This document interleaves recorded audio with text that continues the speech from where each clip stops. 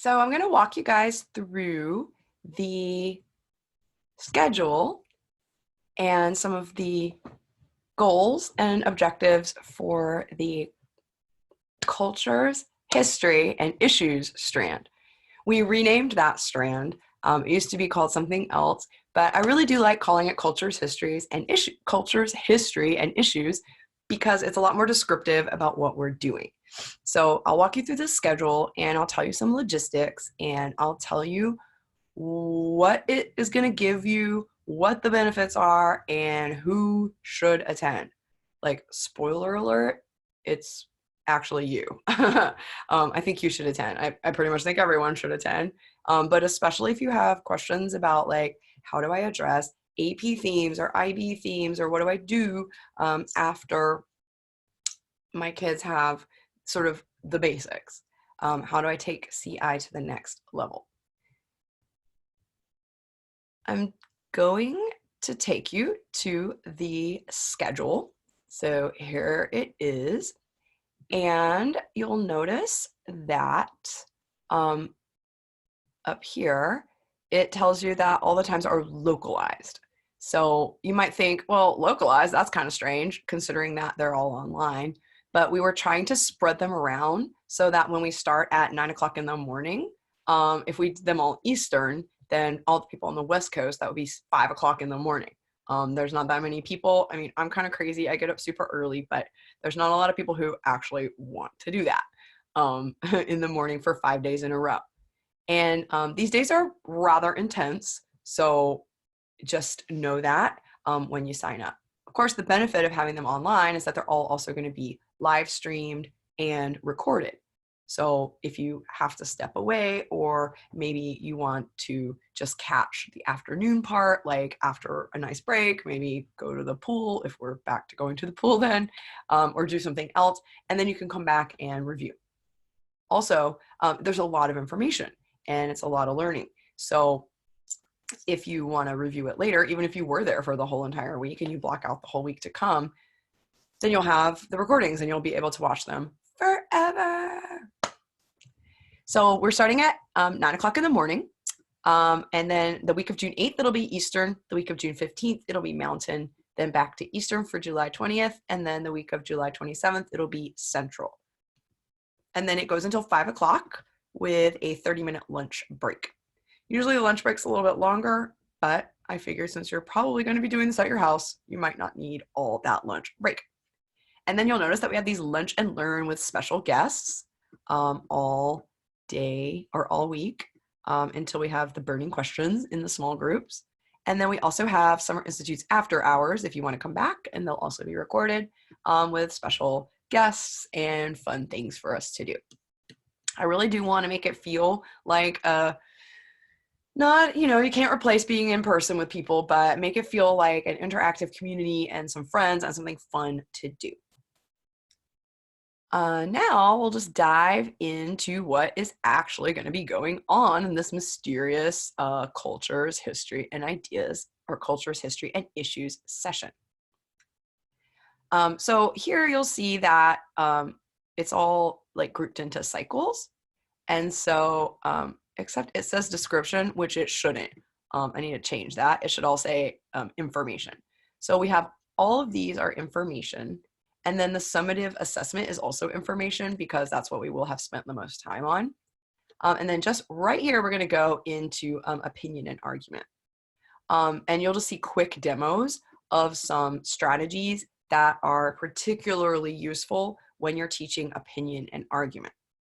The thing is that all of these strategies and all of the structures that we're going to be using during the information cycle, with the addition of just a few extra pieces to tweak them for information or for opinion and argument, you're going to learn a lot of really good structures and systems that will go into argument. And I just kind of went back and forth, like, should we spend half the time? Because in the other one, the people, places, and stories, we're spending like literally half the demos are from the description cycle and half the demos are from the narration cycle. And so the people, and you could do both.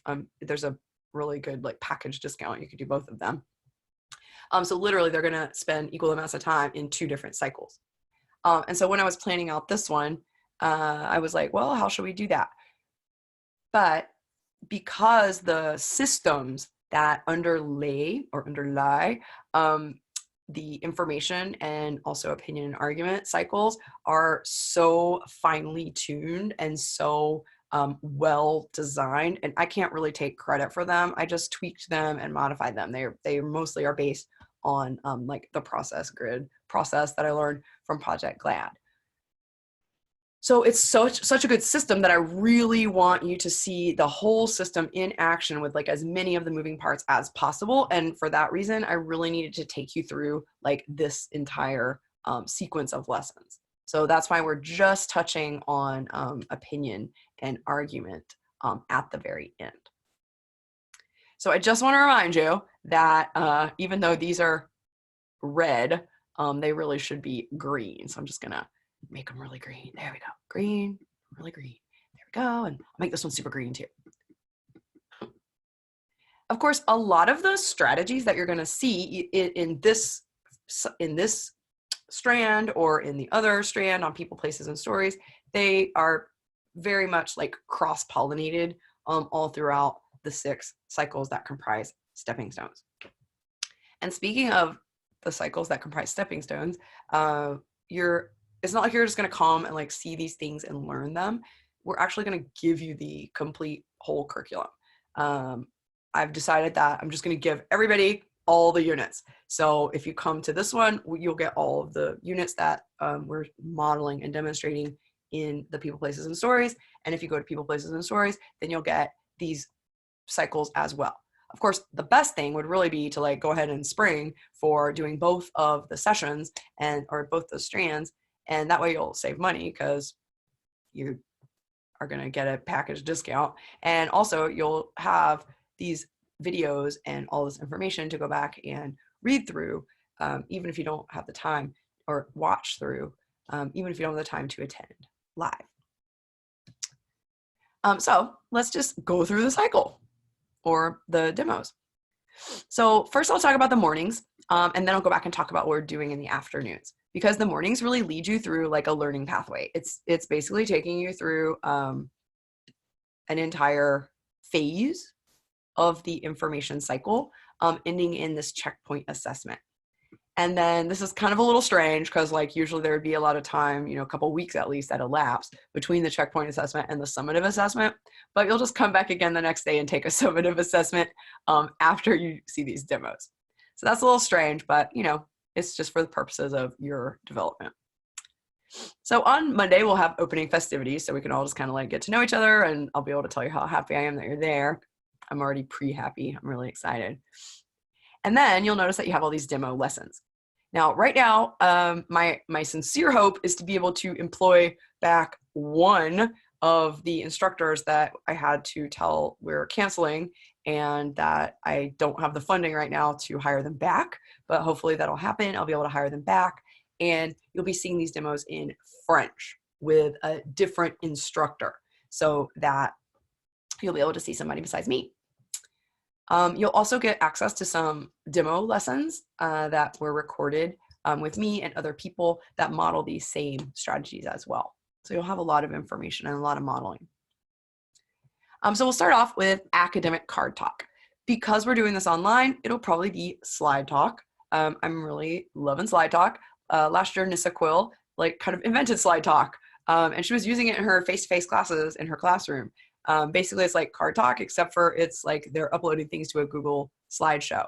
And at first when I heard about it, I was like, whatever, that sounds interesting. But then I started using it and I realized it's a lot more information and it's a lot more visually entertaining to watch than the card talk. So especially for things of an academic nature, like the topic that we're going to be studying in the information cycle, I think it's going to be really cool to see people using more of Nissa's idea of that slide talk. So this is academic slide talk. So it'll be related to the topic of the information cycle. I'm not exactly sure what topic we're going to do, but let's just imagine that we're going to do the solar system. I've demoed with that before. It's probably not going to be the solar system, but let's just pretend that it is. just for the purposes of me having something to talk about instead of just having it be so abstract while I'm walking you through this. So this academic card talk would be like, where would you want to, where do you think is the most interesting planet in the solar system? Or when you think about the solar system, what comes to mind? Or stuff like that. You could make it more, more specific, especially for older students, like submit a picture that shows one of the greatest benefits of space exploration, or submit a picture that shows a negative effect of space exploration. Like all that space junk that's like circulating around up there in the sky and sometimes just falls down. Space exploration is really great, but maybe that space junk could go. Or maybe they want to talk about the impact on the budget, or how, on our national budget, how maybe they think SpaceX should just take over space exploration and like turn it over to the private companies. Who knows what they want to do. Then in your second lesson, you'll do a picture observation report and an inquiry chart. This is a very carefully planned out system.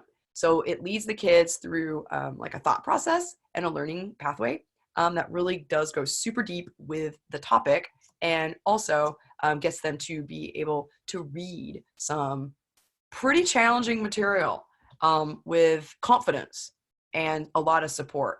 So I just love, as a former language arts teacher and a teacher who I've spent most of my teaching life, literally, if you add up all the minutes, I've taught a lot of different things, but I probably don't have a majority of any of my minutes that have been spent doing one thing, but the plurality of my minutes have probably, I would say, would be social studies. So I wish that I had understood the system better when I was teaching social studies, because it's really great. Not only does it scaffold kids up to super good, really amazingly high abilities to read text that at first blush looks really challenging, but through the scaffolding gets them ready to do that in a super scaffolded way. It also brings in cooperative learning and some group work. So even though, it's hard sometimes to have our kids do group work in the world language classroom because they can't speak the language all that well, even if they're talking in English to decipher the text and complete the tasks that you're asking them to do, they're still inputting French, because it basically designs the task so that they have to use the French on the paper. So even if they're not doing the procedural stuff, hey, tu dois, sortir ton crayon. Even they're not telling each other to get out their crayon or their pencils, in the language, they're still basically forced to interact, use the language, defend why they're using certain words. And so it just puts them back into the text again and again, even though maybe that group work is going to happen in English for most kids. So it's just, to me, the best use of your time if you're going to get kids to do any kind of peer-to-peer interaction that would require them to talk in English, because it's very text-based and it's still a lot of input. So I said that to say that the way the cycle is structured is that at first the strategies are more of a personal nature. So academic card talk is eliciting their background knowledge. But as you're talking about these pictures, because they're all in response to this task or prompt of bring something in that's related to the solar system, you're also getting a lot of concepts and a lot of language that is related to what you'll be studying later. Basically, this cycle I love because it's just based on such good curriculum design. It starts out way more personalized, and then as you go on, it really pivots to more of presenting them with new information. And then at the end, it really pivots toward them putting the information back out there in their own words to synthesize what they got from the reading. It's an amazing system. And it is 1 billion% worth the cost of coming to summer institutes just to learn this system. It's really amazing. And if you kind of try to like learn it on your own, I've found that it's kind of overwhelming to people. But once you experience it in the mornings, you're just going to be able to like grasp how it fits together. So just highly recommended. I'm going to clear all that because it's getting kind of messy. So the picture observation report is still, again, that more personalized interaction with the content. So basically you're showing them a bunch of pictures of the solar system and things up there in the solar system, or benefits and detriments of space exploration, if that's how you want to angle it, more for, you know, your upper level kids. And then doing an inquiry chart, which is asking them, what did you notice? What do you wonder? What do you think about what we just looked at? And then every day will have a debrief. So on Monday, because we have to, you know, open up the ceremonies and everything, we're only going to have 2 sessions, but you'll notice that, and please remember these are supposed to be green. Just going to color them in really good. There we go. And then every other day you'll have 3 sessions, except for Friday, which I kind of mentioned earlier is a little special. So the next day you will do the visual syllabus. That's going to be really great. Especially because you notice here, I'm basically going to be taking you through like a little mini information cycle with the people who are also taking the stories or people places stories. This is such a powerful cycle that I really don't want them to, like, if you want to choose that strand, I didn't want you to miss out on the opportunity to just get a little taste of this information cycle. So it's going to be great because this has never happened before in other summer institutes. As I've been teaching this, especially last year, I've been really thinking about like, what do people need to know to internalize this super powerful system? Because that is a huge goal I have for you, especially if you're wondering. Like, there was a big conversation on Facebook yesterday. The person who posted it was like, I want to open up a big fat can of worms. What does CI look like in the upper levels? And this, to me, is based on a lot of work from Project GLAD, like I said, so ESOL work and content area teaching. So that to me is the answer to those upper levels. And the amount of literacy that you can get kids to access with this cycle and the systems is so incredible that I would really think any upper level teacher, AP, IB, 3rd year, 4th year, would benefit a tremendous amount from being at this particular institute. Last year, you know, it was fine, it was good, but it wasn't quite as cooked.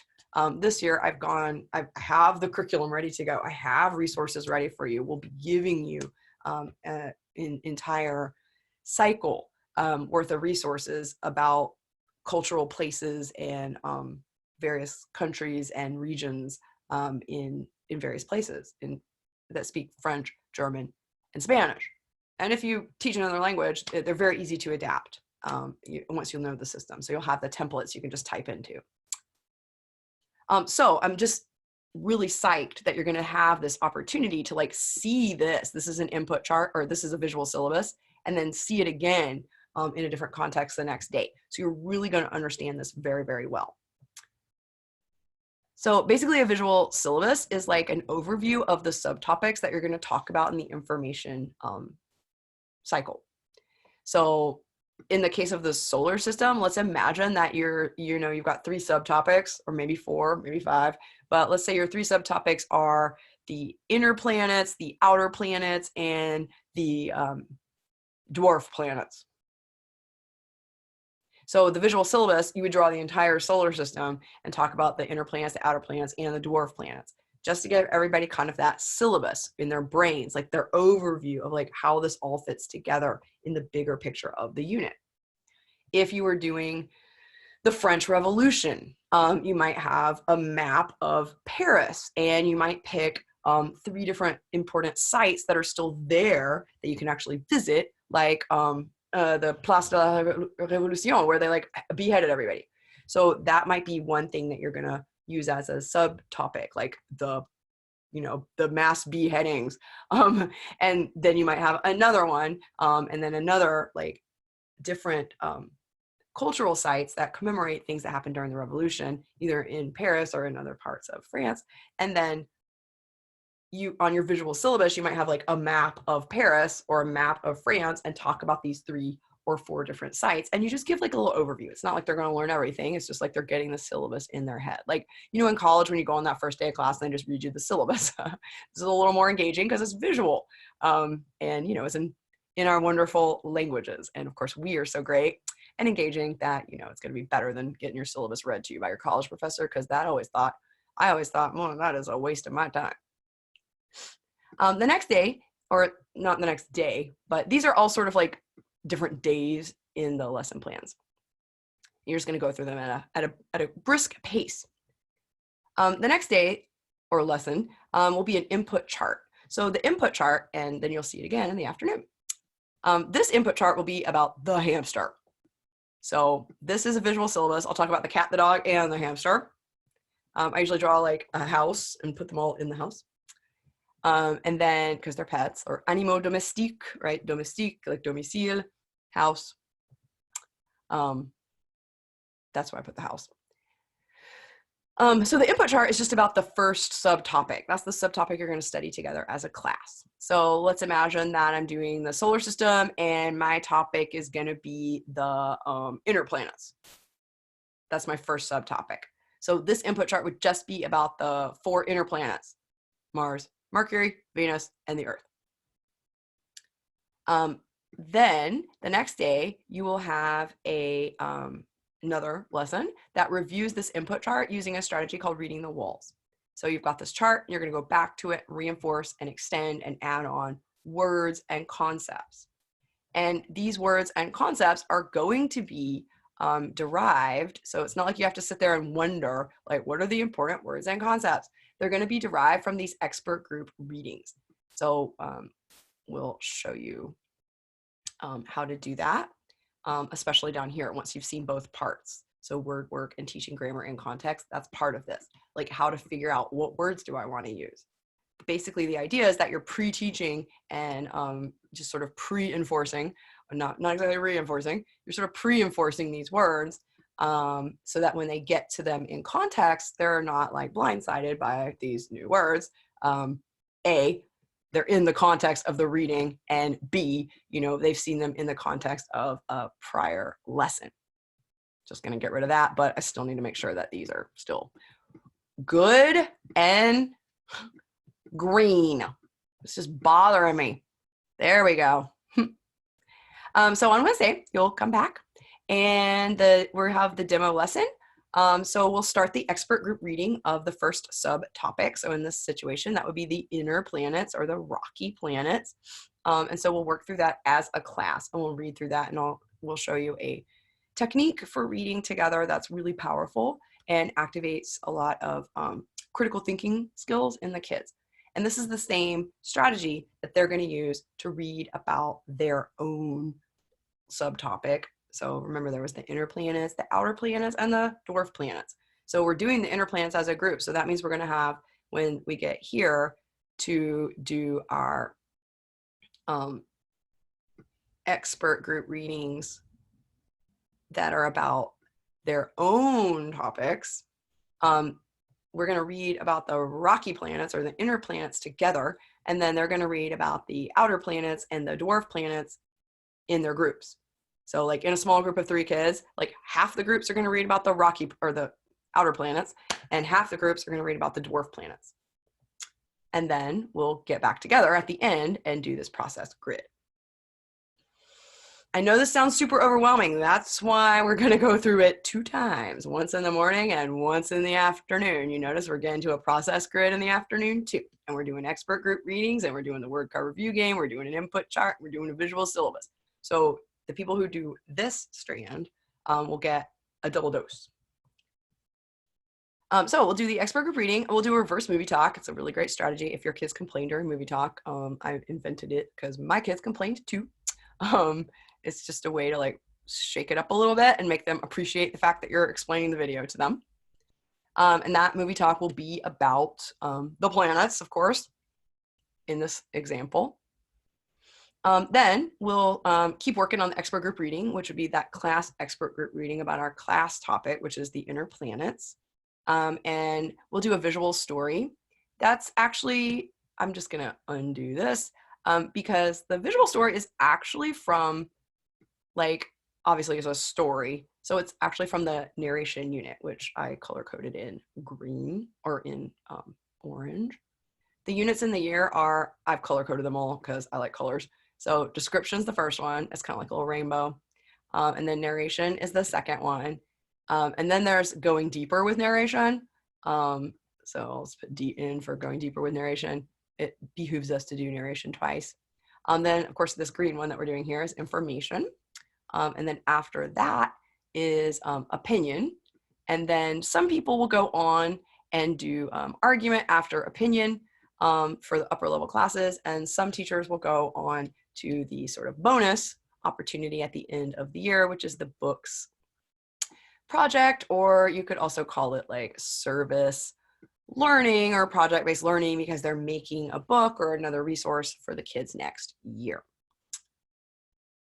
So getting back to down here, because I want to cut this off pretty quick. This part, so this is just like a little break for them. So the visual story is something related to the topic of the information cycle, but it's just like taking a little information break and giving people what they prefer, which is stories. Everyone loves a nice story. It's like a diet of stories is like all stories all the time can get a little thin, but a diet of all information all the time can also get thin. So in the case of the solar system, maybe I could tell them the story of, I don't know, Wall-E. I love the movie Wall-E. It's so cute. Or a real life story about, like, I don't know, moon exploration, or a story from my life, like how I used to be really interested in space exploration when I was a little kid. And then when I was in elementary school, the Challenger blew up, and the Challenger was like a big tragedy for a lot of kids because we were watching it on TV. Like they took us down to the library so that we could all watch the Challenger lifting off on TV. So we saw it like exploding right there in front of us. It was pretty shocking. And I think it was in 1986. I was only like 11 years old. Anyway, maybe I'll tell them that story, but I'm not doing the solar system, I don't think. But now I'm getting kind of excited about it. Basically, you can use this information unit to like make any topic that you need to teach about pretty darn fun. Once I start planning one, sometimes I'm like, I don't know, solar system, schmolar system. And then I get into it and I'm like, whoa, this is getting really fun. By having all these different ways to look at it and all these different like strategies for looking at it, you know, going deeper with it, it's really great. So then when we get to these expert group readings right here and the mind map, this actually represents about 3 days of work in a regular classroom, but you guys are teachers and you're going to be able to fly through that French reading. So this is when you're going to be reading about the exterior planets and the dwarf planets in your different groups. And then you're going to make a mind map about your topic. And then here, you're going to come back together as a class and do a process grid, which basically would bring the inner planets and the outer planets and the dwarf planets all back together, just like they were here on the visual syllabus. But like I said, they've gone off, they've done, or you will have gone off and read some more information about it, and you'll have your mind map in front of you, and you'll have your marked up text in front of you. So by this point, the students are able to sort of regurgitate and re-output and recombine and use and express in the language the ideas that they've been interacting with all this time. Then at the end, I don't know exactly how this is going to look, but I really think that something that's been missing from the Summer Institutes has been how to integrate like required grammar. And we're going to do a PACE lesson that aligns with the topic of the information unit, and also like a grammar point, like, I don't know, the passé composé or the imparfait or the subjunctive or whatever you need to teach. Then we'll do a checkpoint assessment and you'll self-assess. And you notice that like the morning and the afternoon are like, they're designed to match up. Okay, so like in the afternoon, you're going to learn about integrated performance assessments. The day before, you will have talked about student self-assessment and student reflection. So you'll be, you know, pretty prepared for like the fact that you're about to assess yourself using the rubrics and the continuum for information. And there's also a continuum for narration and information and opinion and description. but this one is, of course, the information. And then you'll debrief. And then the next day, like I said, you're moving on to the, well, I'm going to make this green again. And then at the end, you're moving on to these quick demos of these different strategies that would be separate for opinion and argument. But in opinion and argument, you're following a process that's generally pretty similar to what you're doing in information. It's so powerful, and it makes the content so much more engaging to the kids because it makes it so much more comprehensible and structured and meaningful, that I would highly just recommend that you come to Summer Institutes, learn this process, and then you can use it for multiple units or cycles in the year and across multiple years, because the content is just that's gonna be the driving factor. Then at the very end of Friday, you'll be surprised, the time will have flown by. We'll do a summative portfolio performance assessment. So that is usually not going to happen the day after a checkpoint assessment, but this is a summer institute, so you know we have to just kind of fly you through it. So basically you'll be able to see from a student's perspective how the self-assessment and sort of the goals that you set for yourself in the checkpoint assessment inform your future work on the summative. Then I'm just going to quickly walk you through what happens in the afternoons, and then I'm going to say goodbye. So like I said, we're going to do a quick little demo so that you get a double dose, or if you're taking the other strand, you'll get a single dose of these really great strategies just to kind of get your mind wrapped around it, because you'll also get these cycles, like you'll get the materials for these cycles. So I want you to have a little taste of how they deploy. And like I said, what's happening in the afternoons is really based very carefully by me on what I know you're going to see in the mornings. So of course you're going to see daily lesson plans. You're going to see it twice, once here, once here. And so in the afternoon, you're going to learn about like the nuts and bolts of that and why the components of the daily lesson plan are fit together the way they are.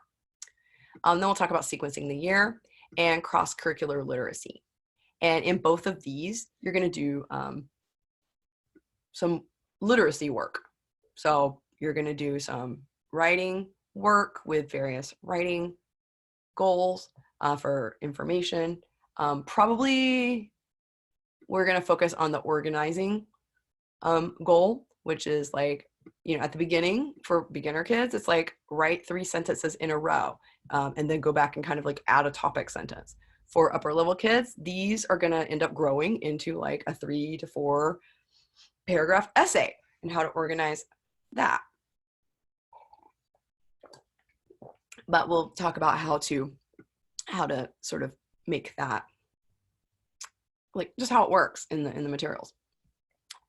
The next day we'll start off with classroom management, and I'm thinking about maybe asking John Cowart to help out with that if we get enough registration so that I can, you know, make it not a volunteer gig. And then we'll talk about daily grades and assessment and ways to set up a solid reading program. The next day we'll talk about like the nuts and bolts of how to make these expert group readings work. We'll talk about word work and teaching words and grammar, teaching grammar and context, and that'll set you up nicely for that PACE lesson that you're going to do the next day. Also the reading the walls that you do here and the word card review game that you do here. And then starting the expert group reading here, which uses the words from either the word card review game or the reading the walls or both. That's going to all feed into this word work. Then the setting student goals and student self-assessment, like I said, it's going to help you get your mind around what you're going to see the next day from the student perspective. Then you'll have more nuts and bolts on these checkpoint assessments. We'll talk about planning for multiple levels.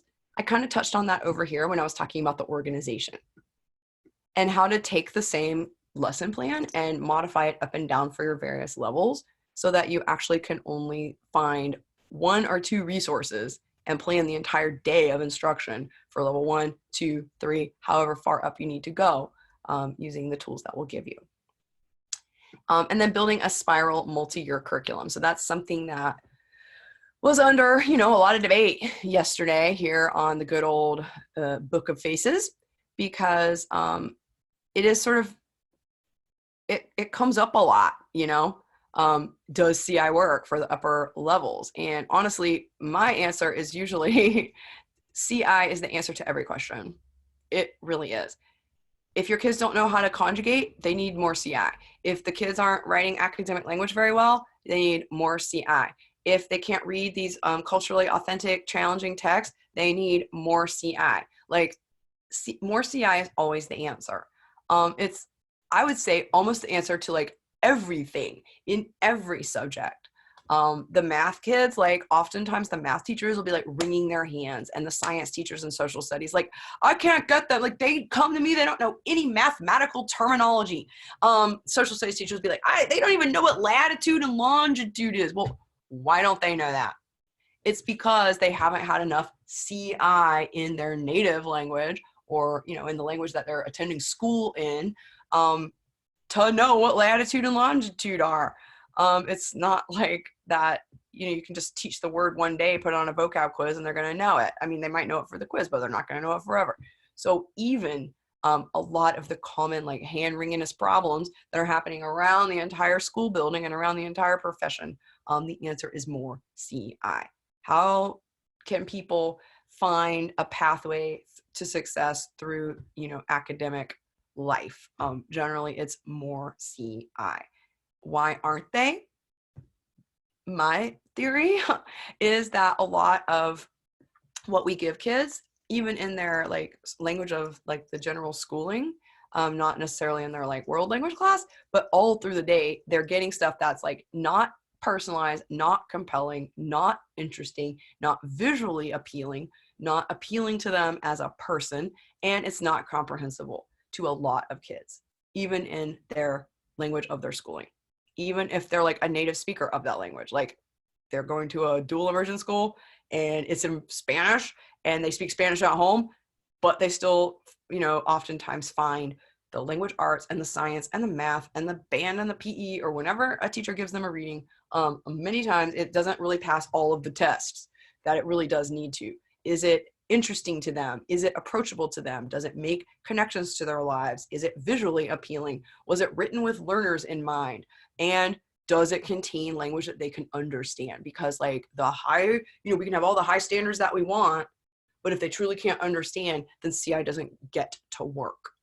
They're lost in this thicket of confusion and they feel frustration. And like in the information cycle, there actually is this sort of like grappling and like word attack skills like kind of baked into it. Because when you see the resources, the readings, like when I rolled out the readings to Curriculum Club this year, a lot of people were like, well, that's kind of like way too much for my beginners to read. Like my first year class is never going to be able to read that. But then many people were really surprised, because with all the scaffolding and the way you're building them up to it, sure, it's going to be a stretch, but there's a lot of support for them. There's a lot of pre-teaching, and there's a lot of there's all kinds of resources that you've made throughout the unit, like the input charts and the reading the walls and all these things that you've put on the walls that are up there to help them while they're also working with two other kids. And you can put them in, heterogeneously grouped ability groups, right? I wouldn't like put all the struggling readers in one group and tell them to like, go have fun with this text, So this is like, basically this Summer Institute, this particular one especially, is like, well, the other one is sort of like a crash course in being a language arts teacher. People, places, stories. And I made another video about it, but I didn't think about broadcasting it on YouTube, or on Facebook. So it's just hanging out there. Maybe I'll find a way to get it out there one of these days. But the people, places, stories is sort of like a crash course in teaching language arts. And this one is sort of like a crash course in teaching social studies or a content-based class, but not just any content-based class, because like I said, a lot of them are highly incomprehensible and not very literacy-based. Before I became a teacher, like trainer, I guess you would say, in world language, my company, like everybody kind of knows it as CI Liftoff. But that's a DBA, or doing business as, because I just came up with that name actually when I was like naming my YouTube channel. It used to be called TPRS Hangout. That was the original name of it. And I still have that Gmail address. So if you send me something there, maybe I'll get it in like a decade when I check that email again. So I just was using that name like to name things, CI Liftoff. But my company originally, I started in like 2011, and it was called Literacy Education Services. And it still is. Like, that's how I file my taxes. But I have an agreement with the state of Oregon, like a DBA, like I'm doing business as CI Liftoff. But the reason that's called Literacy Education Services is because I was doing literacy across the curriculum work with teachers just right around here in Portland, mostly. Like I mean, if they traveled here to see me, I would be really surprised. And I was working with like content-based teachers, so science and social studies and careers and stuff like that.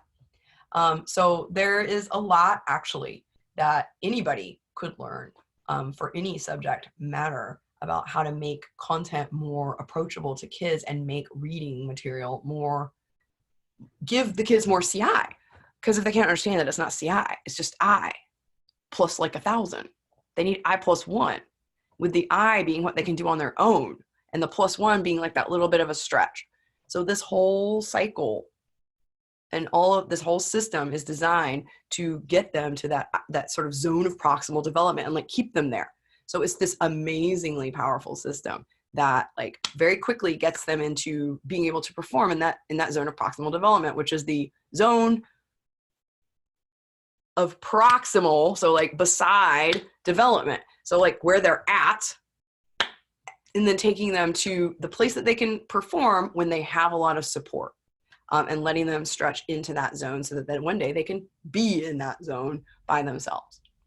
So it's going to be great.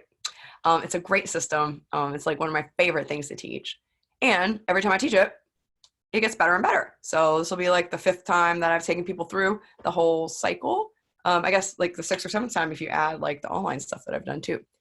But super excited, and I hope that you will check it out. And I really think it would behoove you to register, especially because the price is going up. So I hope that you will take advantage, because it goes up on the 30th of April, and today is the 25th. So you have 5 more days.